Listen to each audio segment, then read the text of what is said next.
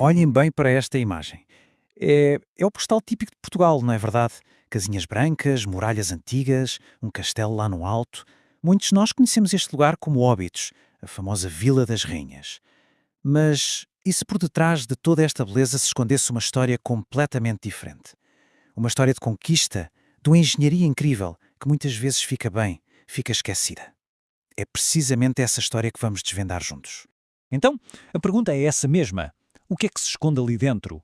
O que acontece quando decidimos espreitar para lá da fachada, desta fachada tão romântica? Que segredos é que estas pedras guardam? Bem, a resposta vai levar-nos numa viagem a um povo e a uma era que mudaram, para sempre, a Península Ibérica. Ok, mas antes de continuarmos, temos de esclarecer uma coisa fundamental. O que quer dizer a palavra Moro? É que é importante percebermos isto, eles próprios não se viam como um povo único, uma só etnia. A palavra Moro era, na verdade, um termo geral, usado pelos cristãos na Europa para descrever aquela mistura complexa de povos muçulmanos, na sua maioria berberes, do Norte de África, e também árabes, que governaram a península. Então, como é que toda esta história começa? Vamos lá recuar no tempo e perceber a jornada que transformou a Europa para sempre. E a escala de tempo é francamente impressionante. Pensa nisto, tudo começa em 711. Daí para a frente são quase 800 anos de domínio. O auge, claro, foi o Califado de Córdoba, que era um verdadeiro farol de ciência e cultura numa Europa que na altura estava, digamos, um pouco adormecida. Mas claro, o poder começou a mudar de mãos. Aos poucos, a chamada Reconquista Cristã foi avançando e tudo culmina num ano que mudou o mundo, 1492. É incrível pensar nisto. Ao mesmo tempo que Granada, o último reduto muçulmano, caía, Colombo estava a partir para as Américas. Pois, este território sob domínio muçulmano era conhecido como Al-Andalus. E não era só um império militar, era uma civilização vibrante, um centro de conhecimento que contrastava, e muito, com a maior parte do resto da Europa medieval. Ora bem, a estrutura social aqui é fascinante. Sim, os muçulmanos estavam no topo da hierarquia. Mas durante longos períodos existiu uma política de relativa coexistência, a chamada convivência. Atenção, isto não era uma utopia de igualdade, mas permitia que cristãos e judeus praticassem a sua fé. E o resultado? Uma sociedade intelectualmente riquíssima e diversa, algo muito raro na Europa daquela época. E a sua influência, bem, está literalmente enraizada no solo. Não é uma metáfora. Eles trouxeram uma autêntica revolução agrícola, com sistemas de irrigação super sofisticados como as noras e culturas que hoje em dia achamos que são tão nossas. Pensem só nisto. Da próxima vez que se tempera uma salada com azeite ou se come uma laranja, na verdade, estamos a provar um bocadinho dessa herança. O Al-Andalus funcionou como uma ponte intelectual absolutamente crucial. Enquanto a Europa se esquecia do conhecimento clássico, os eruditos do Al-Andalus preservavam e, mais do que isso, expandiam os testes gregos e romanos. Palavras que hoje usamos na ciência, como álgebra e algoritmo, são heranças diretas do árabe. E, claro, a sua arquitetura que nos deu os icónicos azulejos. Mas o legado não está só nos castelos ou nos campos. Está escondido à vista de todos, na língua que falamos todos os dias. E a chave aqui é o artigo árabe al, que significa o ou a. Este pequeno prefixo é como que um fóssil linguístico que sobreviveu em centenas de palavras portuguesas e espanholas. E este slide aqui mostra isso perfeitamente. Reparem bem, alface, armazém, azeite, alfândega. São palavras que usamos todos os dias, não é? Tão comuns que a gente nem para pensar de onde vêm, mas cada uma delas, cada uma, é um eco direto de quase 800 anos de história. Muito bem, vamos agora voltar a Óbidos e ver como toda esta história se materializa num lugar concreto. Vamos usá-la como o nosso estudo de caso para ver a herança moura em ação. Óbidos tem, na verdade, uma história com duas caras. Para os moros era uma máquina de guerra, uma fortaleza puramente estratégica. Para os reis portugueses, transformou-se num presente de casamento, a romântica Vila das Rainhas. O que é fascinante é isto. A identidade romântica foi literalmente construída por cima da estrutura militar que veio antes. A genialidade da engenharia militar dos muros é claríssima aqui. Primeiro, as muralhas seguem o contorno natural do terreno, o que elimina logo os pontos cegos. Depois, as entradas, as portas, são feitas em cotovelo, com aquelas curvas apertadas. Isto impedia um ataque direto, de frente, com arietes. E lá dentro, como último recurso, a alcáçava, o refúgio final, ou seja, era um sistema de defesa em camadas. Brilhante, quase perfeito. E a vida lá dentro era surpreendentemente sofisticada para a época. As casas caiadas, que hoje são um postal turístico, eram na verdade um sistema primitivo de ar-condicionado. Havia banhos públicos para higiene e convívio, um luxo raríssimo na Europa.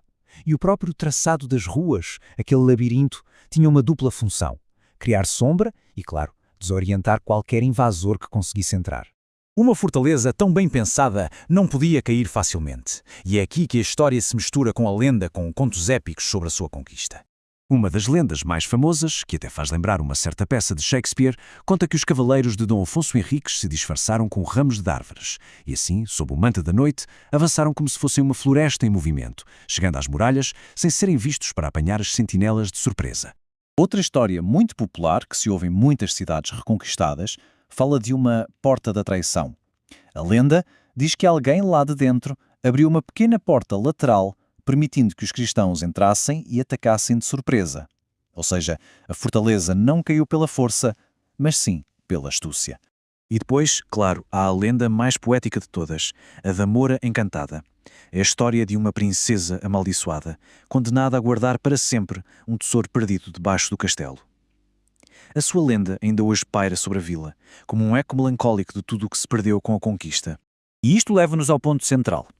Apesar de Óbidos ter tornado a Vila das Rainhas um símbolo do romantismo português, a sua estrutura fundamental, as muralhas, o traçado das ruas, a sua localização estratégica, tudo isso é um testemunho que não se apaga dos seus criadores mouros. A história que veio depois foi literalmente construída sobre esta fundação. E isto, claro, leva-nos a uma reflexão final. A história de Óbidos prova que o passado está sempre aqui, connosco, muitas vezes escondido, mesmo à nossa frente. E a pergunta que fica no ar é esta: se uma pequena vila como esta guarda um legado tão profundo, que outras histórias estarão à espera de ser descobertas, nas ruas por onde andamos, nas palavras que usamos e nas paisagens que vemos todos os dias?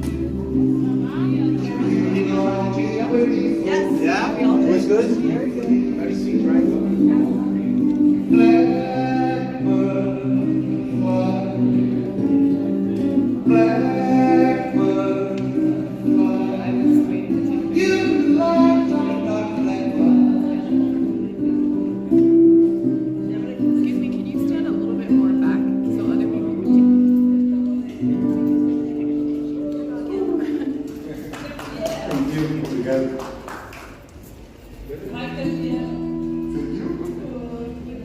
Aprendeu? Obrigado. Normalmente, quando pensamos num destino romântico para passar o fim de semana, imaginamos logo aquele cenário clássico. Ruas muito estreitas, de pedra, casas pintadas daquele branco imaculado. Ah, sim, com aquelas varandas cheias de flores. Exato, isso mesmo. Um verdadeiro labirinto pitoresco que parece ter saído diretamente de um conto de fadas medieval. É o tipo de lugar que atrai milhares de pessoas, todas com os telemóveis na mão. Pois é, todas à procura daquele ângulo perfeito para uma fotografia, não é? E confesso que sou culpado disso também. Claro, todos nós somos. Sem dúvida que há um apelo estético quase universal nessa irregularidade toda. Aquela desorganização das ruas, Sim, aquela aparente desorganização, os becos sem saída, as escadarias que não parecem ir dar a lado nenhum, acaba por nos transmitir uma sensação de conforto, de algo antigo e tipo muito orgânico. bom, o problema é que, quando começamos a cruzar a história com as plantas arquitetónicas originais, esse cenário romântico desfaz-se completamente. Desfar-se por completo, sim. Porque, na verdade, quem desenhou aquele traçado não estava minimamente preocupado em criar uma vila bonita. O que estamos a olhar disfarçado sob todas aquelas camadas de cal branca é, na sua essência, uma máquina de guerra brutal e um sistema de sobrevivência extrema. É o exemplo perfeito de como a história pode ser, digamos que higienizada pelo tempo. O que hoje nos parece super romântico foi de facto concebido para lidar com cercos, táticas de aniquilação e um clima que podia ser implacável. E é precisamente essa ilusão que vamos desmontar no nosso mergulho de hoje. Olá a quem nos ouve e bem-vindos a mais uma exploração imersiva. Olá a todos, e hoje temos muito para desempacotar. Sem dúvida. A nossa missão hoje é analisar o impacto profundo que os chamados mouros tiveram na Península Ibérica. Queremos ir muito além daquela visão simplista de bons e maus, que, repara, muitas vezes nos é ensinada na escola. Pois, aqueles estereótipos dos livros escolares. Exato. Queremos tentar compreender a verdadeira sofisticação desta civilização. E para o fazer de forma tangível, vamos focar-nos numa vila específica em Portugal, Óbidos, e usá-la como uma espécie de cápsula do tempo. É um excelente ponto de partida, porque vamos ver como a engenharia balística, a tecnologia agrícola e a gestão de diferentes culturas moldaram o território. E deixaram marcas que ainda hoje definem a identidade ibérica. Mas, para entendermos como uma vila como Óbidos adquire esta configuração, Temos primeiro de perceber de onde veio a força que a moldou, claro. certo, porque a presença islâmica na Península Ibérica não foi apenas uma invasão militar clássica, não é? Não, de todo. Foi uma transição de paradigma absoluta. E se calhar vale a pena começarmos pela própria palavra que costumamos usar. O termo mouros. Confesso que é um termo que gera muita confusão, até porque hoje em dia é usado de tantas formas diferentes. Afinal, quem eram exatamente os mouros nesta época? Olha, a confusão é perfeitamente compreensível porque o termo mudou de significado ao longo dos séculos. Originalmente, a palavra vem do latim romano, maurus. Mauros, ok. Exato. E os romanos usavam esta palavra de forma puramente geográfica. Servia para descrever as populações da Mauritânia, no noroeste de África, Que hoje seria ali a zona de Marrocos-Argélia, certo? nem mais. Portanto, não tinha qualquer conotação religiosa inicialmente, eram simplesmente os habitantes daquela zona geográfica específica. Mas depois, com o passar do tempo, a Europa medieval acabou por pegar na palavra e usá-la quase como um guarda-chuvas enorme para descrever qualquer muçulmano. Foi precisamente isso que aconteceu.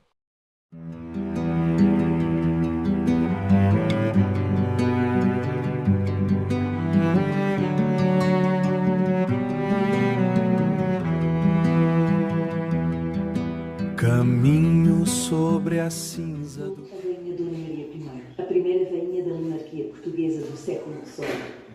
Fui governante e empunhei o cetro porque, na minha época, não havia príncipe varão. Durante o meu reinado, tomei decisões que mudaram o rumo do país, como a fundação da Academia Real das Ciências, a construção de escolas e a do Teatro de São Carlos, além de melhorias nas infraestruturas e obras de caridade que beneficiaram o povo português. Foi também nesta época que a iluminação pública das ruas foi inaugurada pela primeira vez. Mas confesso, também enfrentei perdas profundas, como a morte do meu marido e do meu filho, o que me trouxe momentos difíceis.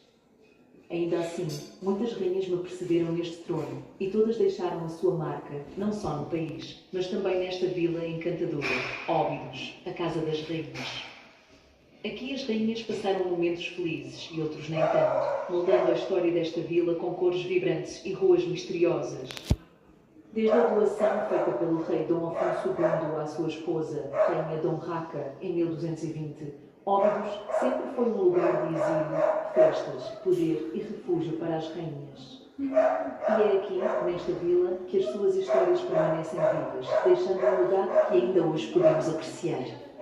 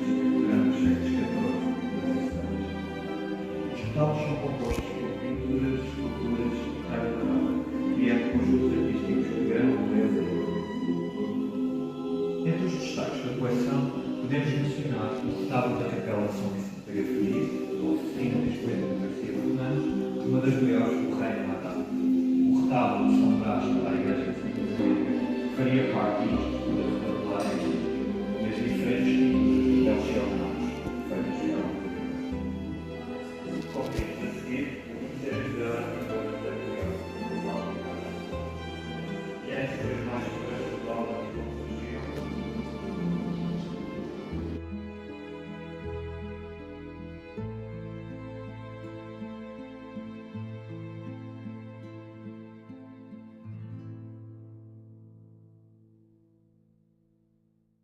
Com a expansão muito rápida do Islão no século VII, estas tribos bérbares do norte da África converteram-se e, quando avançam para a Península Ibérica no ano 711, O ano fatídico, digamos assim. sim, 711, eles vêm liderados por uma elite árabe, mas o grosso dos exércitos era composto por estes povos berberes. A partir daí, o mundo cristão começou a chamar mouro a qualquer pessoa de fé islâmica, quer viesse do norte da África ou do Médio Oriente. A velocidade a que eles tomam o território é uma coisa que sempre me deixou muito intrigado. Repara, em 711 atravessam o Estreito de Gibraltar. O reino visigodo que governava a península na altura colapsa quase instantaneamente. Colapsa feito um castelo de cartas. Paz. E numa questão de poucos anos eles criam o Al-Andalus, um domínio que vai durar, em algumas zonas, quase 800 anos. A minha questão é, como é que uma conquista militar desta escala gigantesca acontece de forma tão rápida? Acontece porque não se tratou apenas de força bruta, percebes? O reino visigodo estava profundamente fraturado. Estava envolvido em guerras civis contínuas, disputas de sucessão sangrentas. Ou seja, já estava podre por dentro. Exato. O terreno estava preparado. Quando os exércitos islâmicos chegam, encontram um vazio de poder gigante e uma população civil completamente exausta de tanta guerra interna. E, mais importante do que que isso. O quê? Eles traziam um nível de organização e de tecnologia que a Europa Ocidental simplesmente não possuía na altura. Pensa nisto, sobretudo mais tarde, ali no século X, durante o Califado de Córdoba, o Al-Andalus torna-se literalmente no centro económico e científico mais avançado da Europa. Eu estava a ler as notas antes de gravarmos e pensei numa analogia.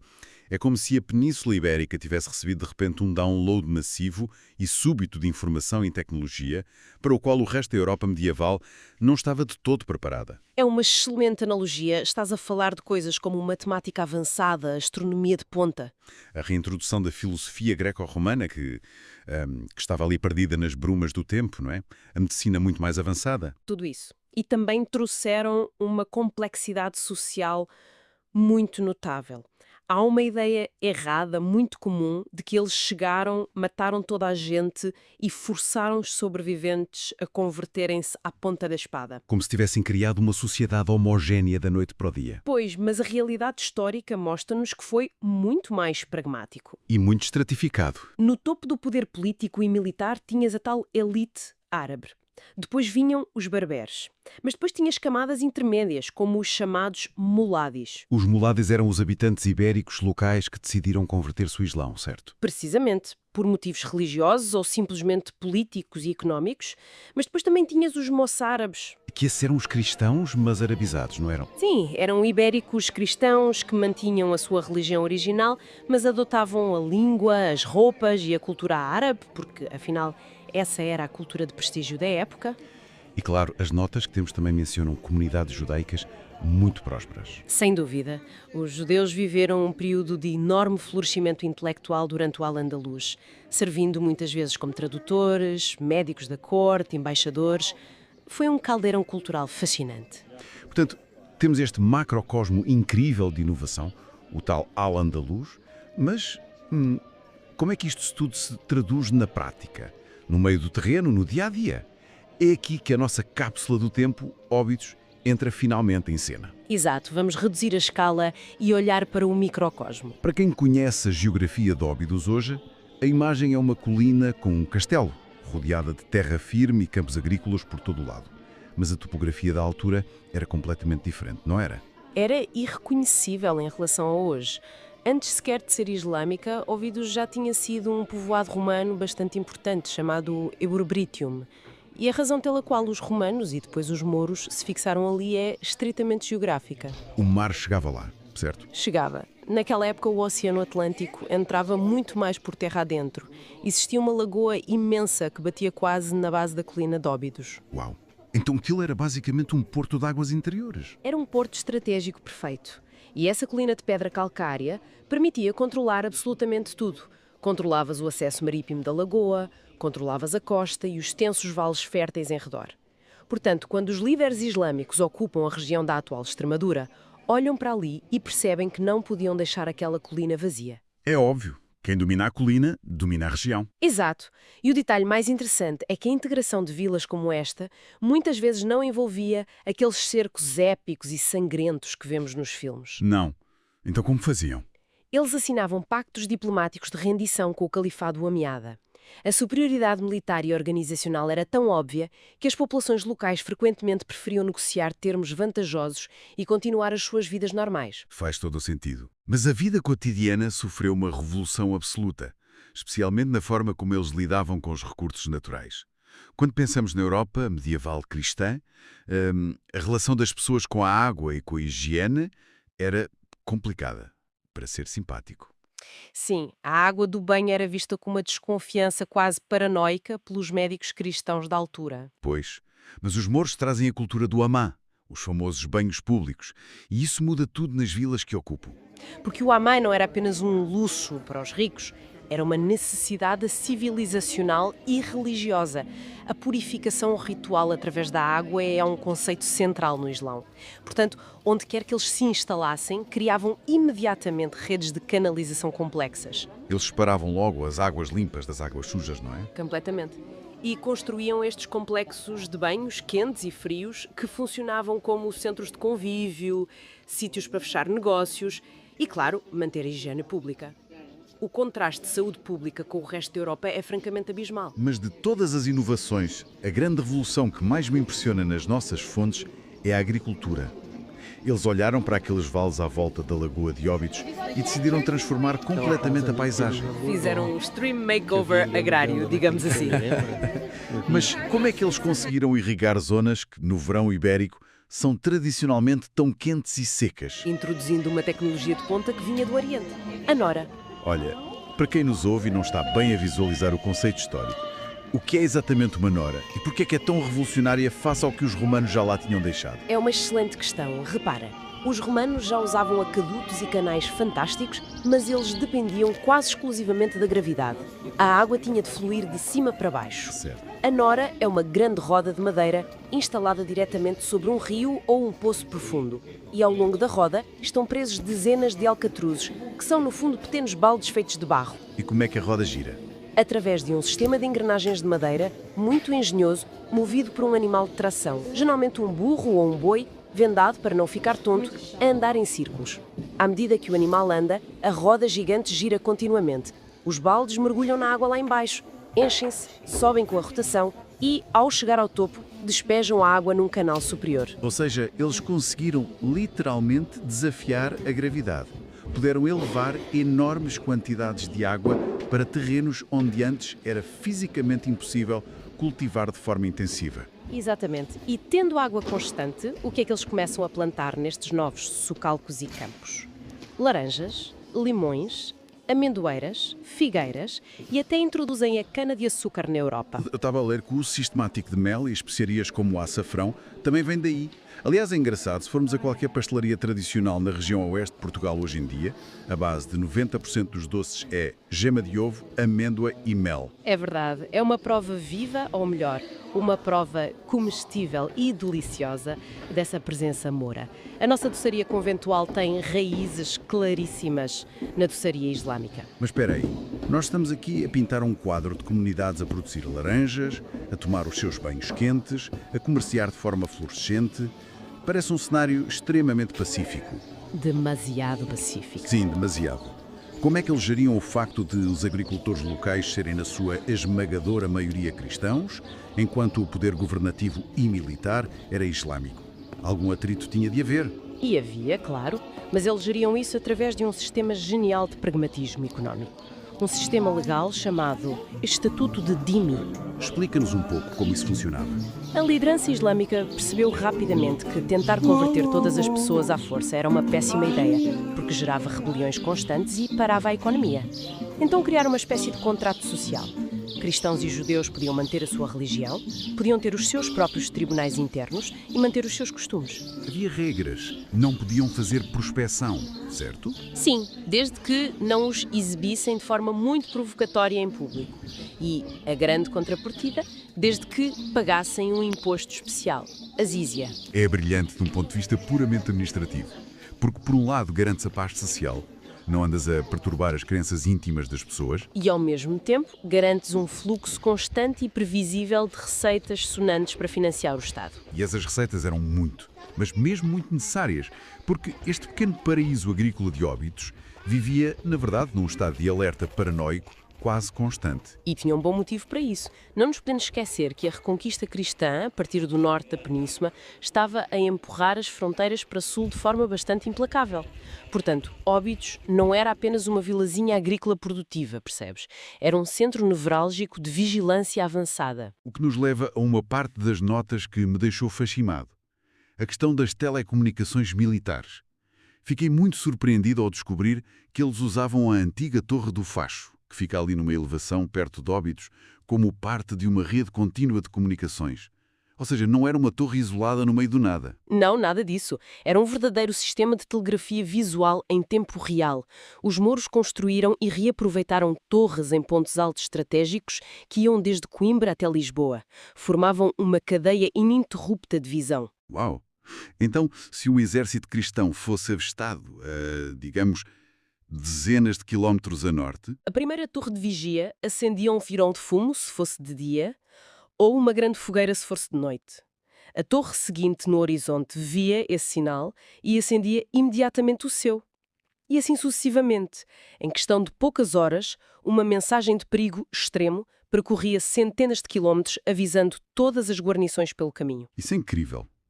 Mas repara, se havia esta necessidade brutal de saber rapidamente quando o inimigo se aproximava, significa que quando ele finalmente batesse à porta, a vila tinha de estar mais do que preparada. Tinha de ser uma fortaleza inexpugnável.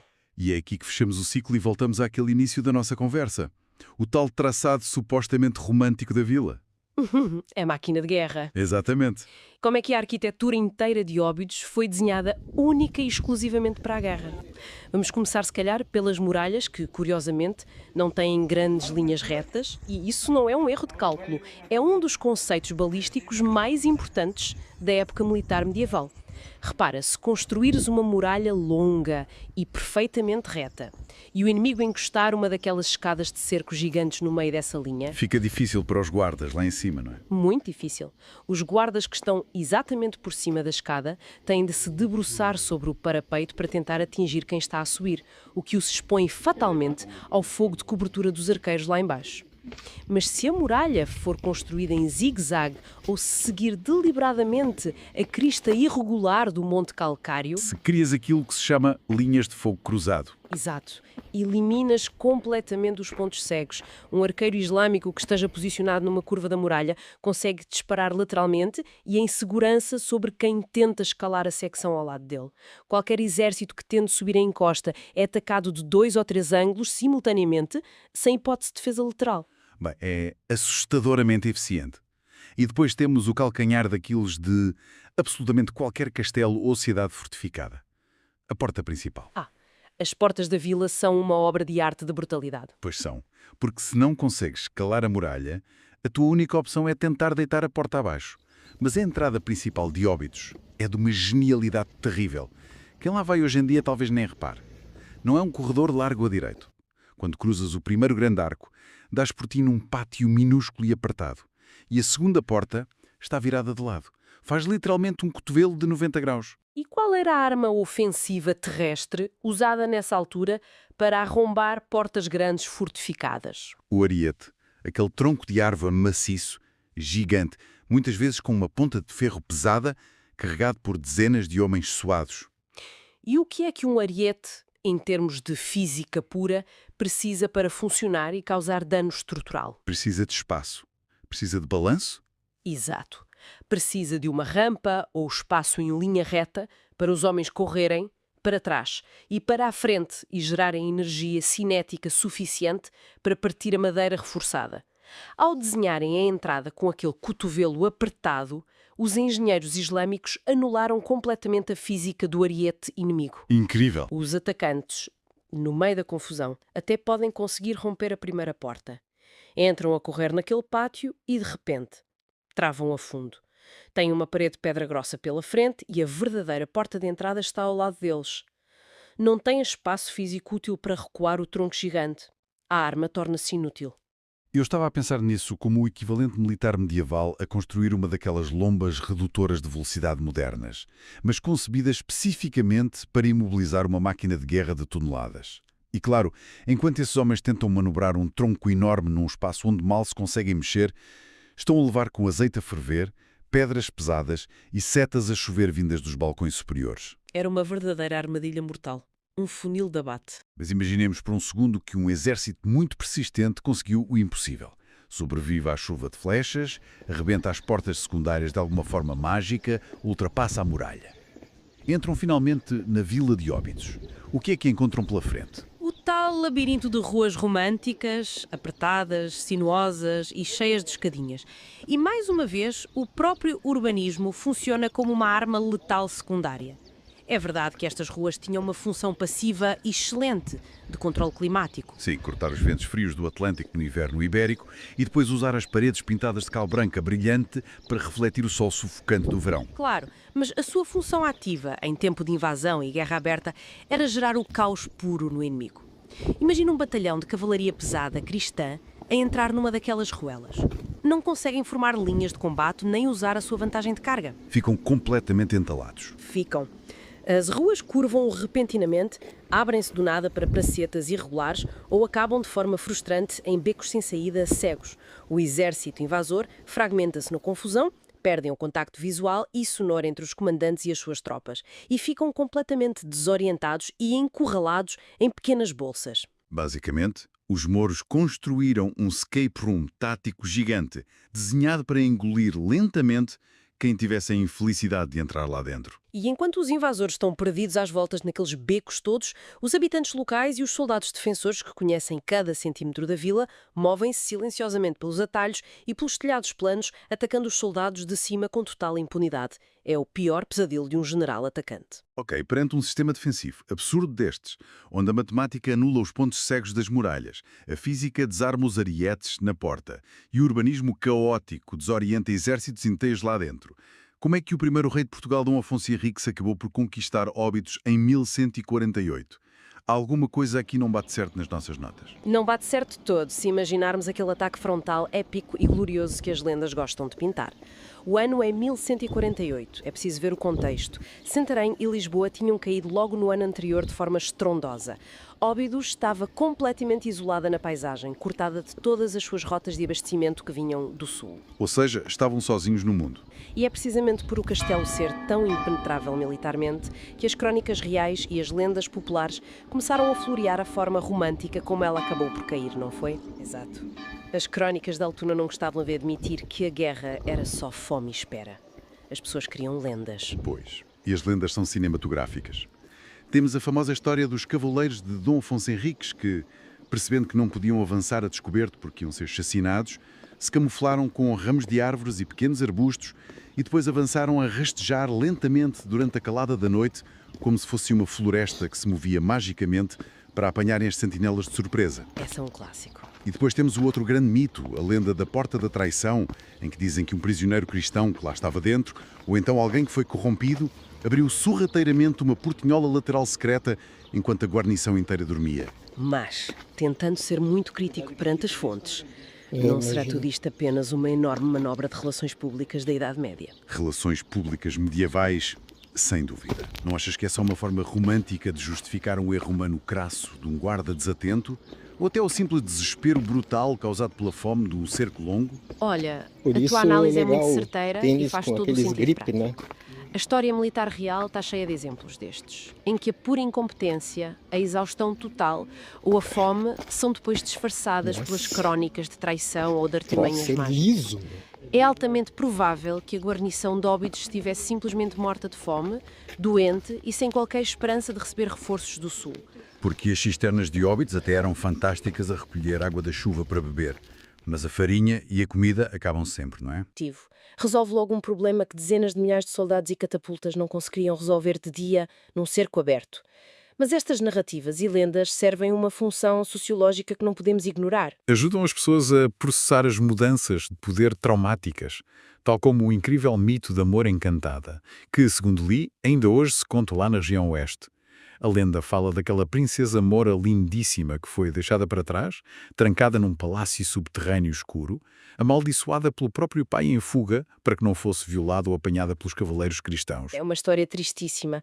E a lenda diz que em noites de nevoeiro muito denso ou nas madrugadas frias de São João, ainda se ouve o choro desconsolado dela lá junto ao outeiro da Assenta, perto do castelo. Arrepiante, mas psicologicamente fascinante.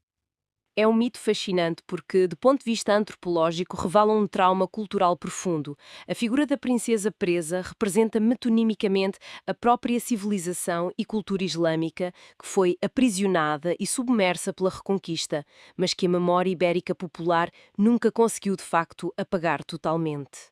Ela chora nas lendas porque a sua cultura sofisticada foi, no fundo, enterrada viva sob uma nova ordem. E foi literalmente enterrada e reestruturada para dar lugar a algo completamente diferente em Óbidos. Se pensarmos no enorme contraste histórico que esse seguiu, é assombroso. Óbidos deixa de ser rapidamente uma guarnição militar brutal, forjada no sangue por califas norte-africanos, e transforma-se gradualmente num espaço puramente feminino. Inicia-se o período da Casa das Rainhas. E esse é, para mim, um dos capítulos mais singulares e até irónicos da história daquela vila. A viragem oficial dá-se ali em 1282, quando o rei Dom Dinis, o famoso rei poeta de Portugal, se casa com a infanta Dona Isabel de Aragão. que viria a ser a famosa Rainha Santa Isabel. E como um luxuoso presente de casamento, ele simplesmente dá-lhe a vila inteira de Óbidos. É um bom presente de casamento, não haja dúvida. Bem melhor do que um faqueiro, sim. E a partir desse momento, e durante quase 600 longos anos, a vila de Óbidos pertenceu pessoalmente e intimamente às rainhas consortes de Portugal. Era o dote oficial delas, o seu património direto para administrar. O que significa, traduzindo isto em termos práticos e económicos, que a vila recebia dinheiro vivo e constante diretamente do cofre privado e gordo das soberanas. Ou seja, enquanto milhares de outras fortificações de pedra na Península Ibérica foram deixadas ao abandono total até se desmoronarem com o tempo, Óbidos teve patronato financeiro contínuo e pesado. Exatamente.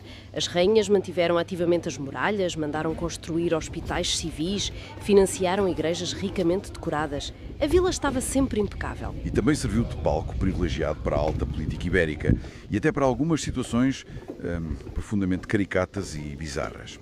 Uma das notas que mais nos chocou foi o casamento em 1441 na Igreja de Santa Maria. Igreja essa que já agora foi construída com bastante ironia exatamente por cima das fundações da antiga e velha mesquita principal. Sim, essa história do casamento é de loucos. Em 1441, Óbidos acolheu um casamento real inacreditável. O rei Dom Afonso V casou-se com a sua prima direta, Dona Isabel, ali naquelas pedras antigas. Mas o detalhe que choca as pessoas de hoje em dia. O novo, o rei de Portugal, tinha 9 anos de idade. E a rainha tinha 10 anos. Um verdadeiro e bizarro teatro político feito e assinado com crianças pequenas, apenas para garantir alianças e cimentar linhagens de poder. Mas lá está.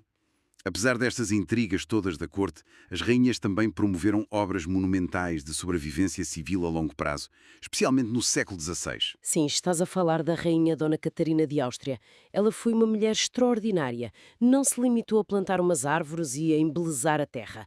Ela olhou para o antigo e perpétuo problema de abastecimento de água potável que os mouros tinham tentado gerir. Sim, porque a população aumentou imenso. Exato, e mandou construir um aqueduto de pedra com 3 quilómetros de comprimento, desde as nascentes limpas da Uceira até o centro da vila, apenas para poder abastecer chafarizes públicos gratuitos para o povo.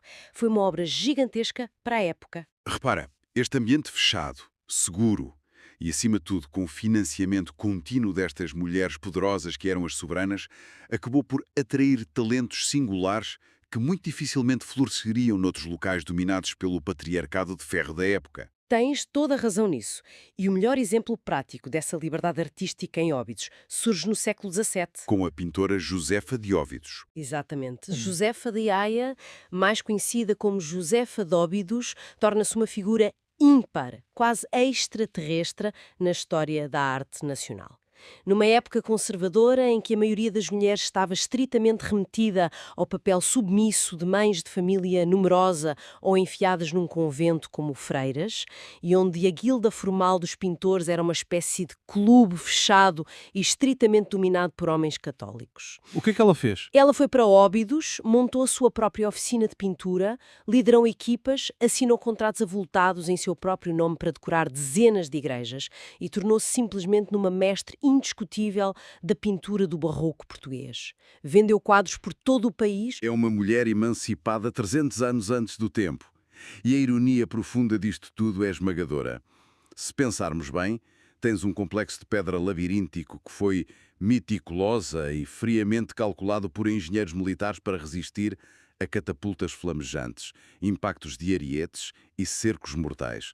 E passados uns séculos, esse mesmo espaço de sangue coagulado e ferro partido é o Estúdio de Arte Pacífico, onde uma das pintoras católicas mais reverenciadas e talentosas de Portugal pinta as suas naturezas mortas, vibrantes, quadros fantásticos com pães reluzentes, queijos doces. E figuras sacras perfeitamente iluminadas pelo famoso cheiro escuro. É a prova final de que a arquitetura acaba sempre por se adaptar às pessoas que a habitam e a redefinem. O espaço moldou-se à paz, mas a estrutura base islâmica era tão incrivelmente sólida que até sobreviveu à fúria da natureza. Se o grande terremoto de 1755, O pior desastre natural da Europa moderna. O terremoto provocou estragos terríveis em Óbidos, claro, derrubando partes significativas do antigo castelo e derrubando secções das muralhas.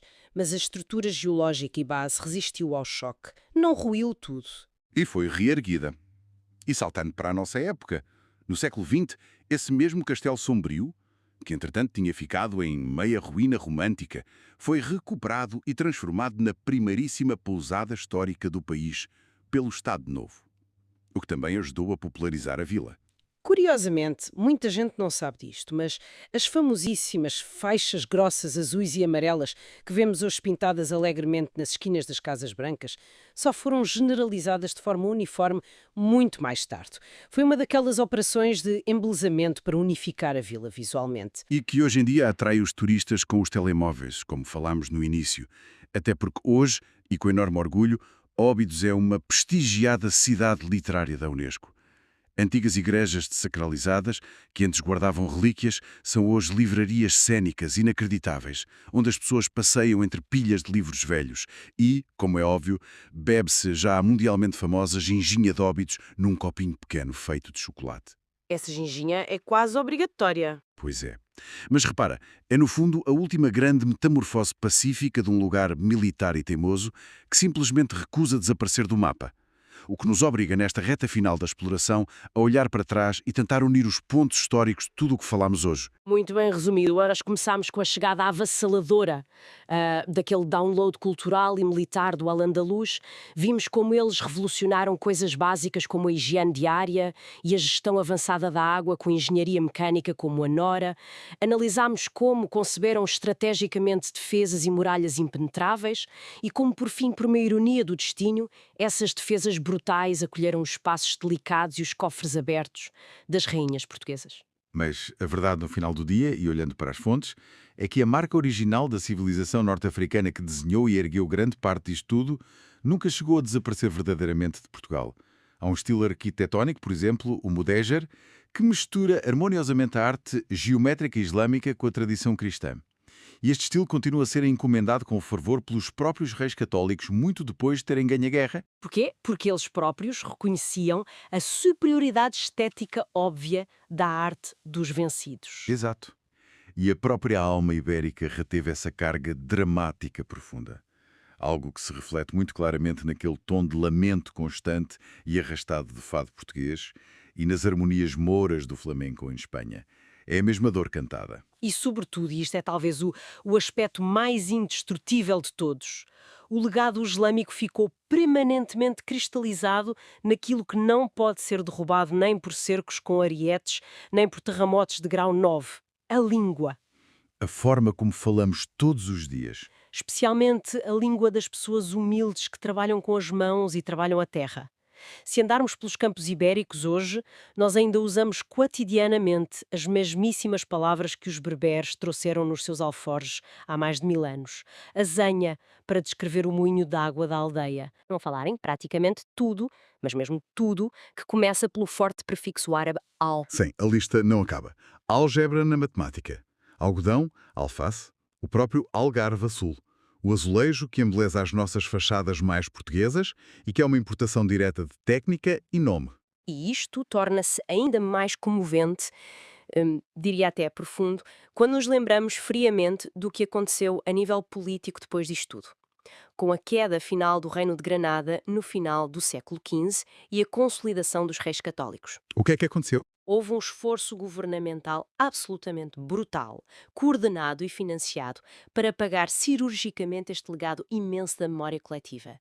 Os muçulmanos ibéricos que restavam cá, conhecidos como os moriscos, foram violentamente forçados a converter-se, foram perseguidos implacavelmente pelos tribunais sombrios da Inquisição e logo no início do século XVII foram massivamente expulsos em barcos de volta para o norte da África, apenas com a roupa do corpo.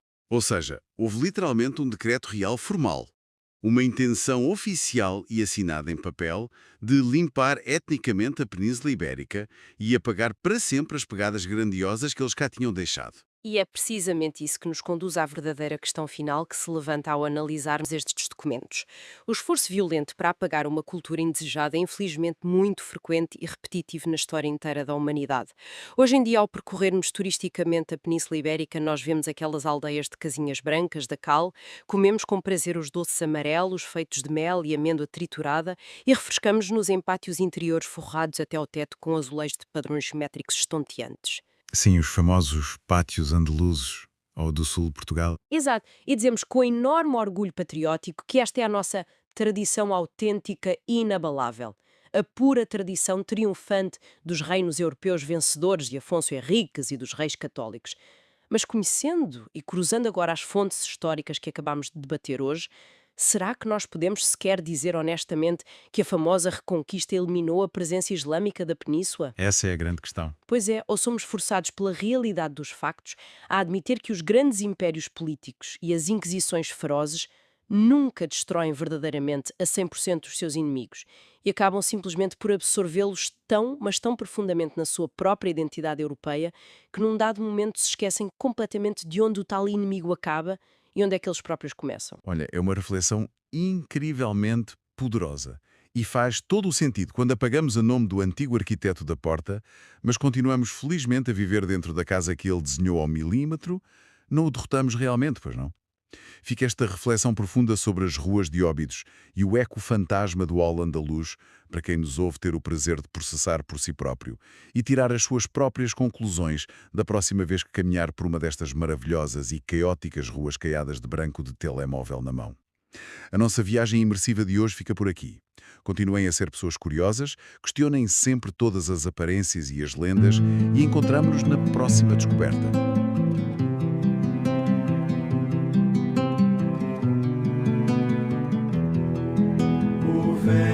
Corta o rosto com facas de gelo.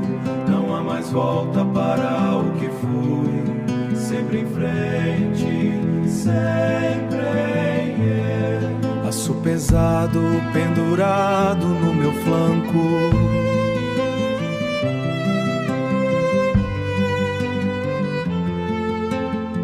Aço pesado pendurado no meu flanco, olhar atento que nunca se permite fechar. O horizonte é uma promessa distante que eu persigo com a fúria dos justos. Meus pés conhecem a textura de cada pedra e o barro não me atrasa mais. Carrego o peso de 1000 invernos passados.